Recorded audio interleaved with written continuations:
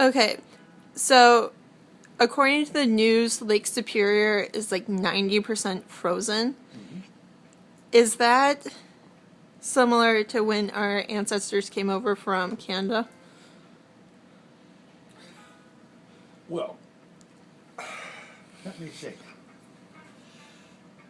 This was in 1882, and I think we had some very severe winters back then. Okay. But he did not walk across Lake Superior.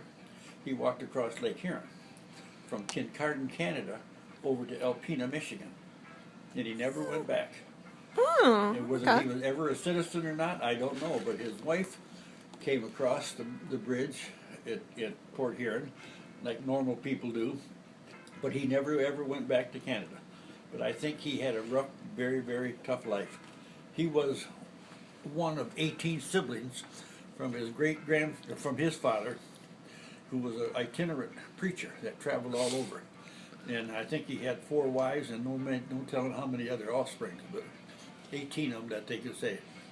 And this one picture up here of Archie is one of them. It was one of his art, one of his children. Yes. So it was very cold then, and very seldom does Lake Michigan or Lake Huron freeze up. But evidently it must have froze up that year because he was quite an ice sled. They did a lot of ice sledding on ice back then. That was their like our snowmobiles of today. Oh, okay. They'd get out on the ice and they would go with their sail like a sailboat, and it just zoom one end of the lake to the other. So whether he walked all the way across or he slayed all the way across, I don't know. But he got here and he worked in the lumber camps up in Alpena. Eventually came down to the Flint area, and that's where all his family was from. Yes, I think he walked across it. I think he did because he was a guy that he was a very mean person and a drunk, and there's always the stories about him being a lumberjack and killing somebody with a bottle in a bar one time. So I don't think he was a nice person. But when I met him, he was in his middle 80s or the early 80s, and he seemed like he mellowed quite a bit. And he was a nice person, but he was still a drunk right up until he died. He always liked warm beer. He lived with his daughter, Eva Hubbard, and she would buy him beer, and he would take it out of the refrigerator, take it out, and hide it in the yard, because he always liked warm beer. So whenever he was out in the yard, he'd just go over there in the bush and grab his beer and start drinking Huh.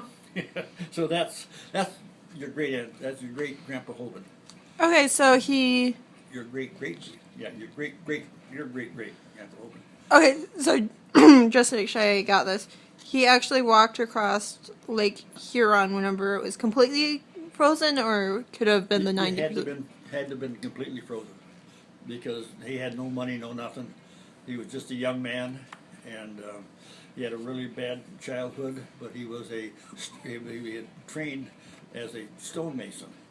So when he got over here and he finally got out of the lumber camps, well, then he became a stonemason again, and they built a lot of stone houses and such.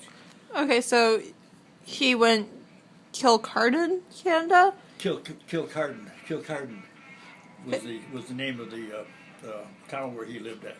Okay, so Kincardine over Lake Huron to Alpena. They're about the same. You go across the bridge at Port Huron, you make a left, and you go north, and you go up towards the Tobino, Georgian Bay. Tobermory is the name of the town up there, and that's where he is. Not too far from there, and it's all stone.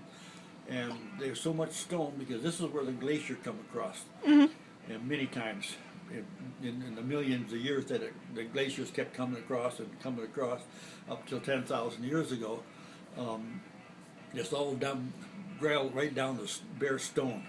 And if they were going to put a telephone pole in, they would maybe drill just a little tiny hole for the base of it to go in, and they would have a container around it full of rocks to hold that telephone pole up. It was just so rocky. And this is where the Geological Society went up and found stone and rock, because this has got right down to the bare rock of 4.5 billion years ago. Is what they felt the rock was. That's how old they felt the rock was up there in that part of Canada. part of me saying this. Damn. So anyway, that's very interesting, isn't it? Uh-huh. That part. Okay.